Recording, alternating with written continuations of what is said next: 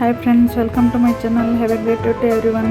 ಇವತ್ತು ದಾಳಿಂಬೆ ಜ್ಯೂಸನ್ನು ಹೇಗೆ ಮಾಡೋದು ಅಂತ ನೋಡೋಣ ಬನ್ನಿ. ಇದರಿಂದ ನಮಗೆ ಬೆನಿಫಿಟ್ಸ್ ಏನಿದೆ, ನಮಗೆ ಹೆಲ್ತ್ ಬೆನಿಫಿಟ್ಸ್ ಏನಿದೆ, ನಾವು ಇದನ್ನೇ ಹೇಗೆ ಕುಡಿಬೇಕು, ಎಷ್ಟು ಕುಡಿದ್ರೆ ಒಳ್ಳೆಯದು ಅದನ್ನು ನೋಡೋಣ ಬನ್ನಿ. ನಾನಿಲ್ಲಿ ಒಂದು ದಾಳಿಂಬೆ ಹಣ್ಣನ್ನು ನೀಟಾಗಿ ಬಿಡಿಸ್ಕೊಂಡಿದ್ದೇನೆ. ಚೆನ್ನಾಗಿರೋದನ್ನೆಲ್ಲ ನೀಟಾಗಿ ಬಿಡಿಸ್ಕೊಂಡ್ಬಿಟ್ಟು ಒಂದು ಬೌಲಲ್ಲಿ ಹಾಕ್ಕೊಂಡಿದ್ದೇನೆ. ಇದು ತುಂಬ ಒಂದು ರಿಚ್ ನ್ಯೂಟ್ರಿಷನ್ ಇರುವಂಥ ಒಂದು ದಾಳಿಂಬೆ ಹಣ್ಣು ಅಂತ ಹೇಳ್ಬೋದು. ಇದನ್ನು ನೀವು ತುಂಬ ಸಹ ಕುಡಿಬೋದು. ಒಂದು ಲೋಟ ಕುಡಿದ್ರೆ ಸಾಕಾಗುತ್ತೆ, ತುಂಬ ಏನು ಕುಡಿಬೇಕಂತಿಲ್ಲ.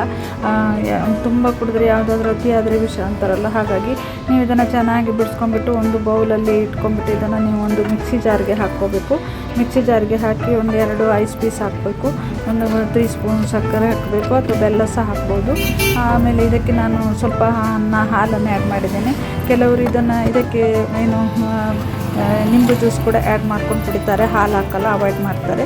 ಯಾವುದು ಬೇಕೋ ನಿಮಗೆ ಯಾವುದು ಬೇಕೋ ಅದನ್ನು ಹಾಕ್ಕೊಂಡ್ಬಿಟ್ಟು ಮಿಕ್ಸಿ ಮಾಡ್ಕೊಂಡ್ಬಿಟ್ಟು ಫಿಲ್ಟರ್ ಮಾಡಿ ಒಂದು ಗ್ಲಾಸಿಗೆ ಹಾಕ್ಕೋಬೋದು. ಗ್ಲಾಸಿಗೆ ಹಾಕ್ಕೊಂಡ್ಬಿಟ್ಟು ನೀವು ಜ್ಯೂಸನ್ನು ಕೊಡ್ಬೋದು. ತುಂಬ ಒಂದು ಹೆಲ್ದಿಯಾದ ಒಂದು ರಿಚ್ ನ್ಯೂಟ್ರಿಷನ್ ಇರುವಂಥ ಒಂದು ಜ್ಯೂಸ್ ರೆಡಿಯಾಗಿದೆ ನೋಡಿ.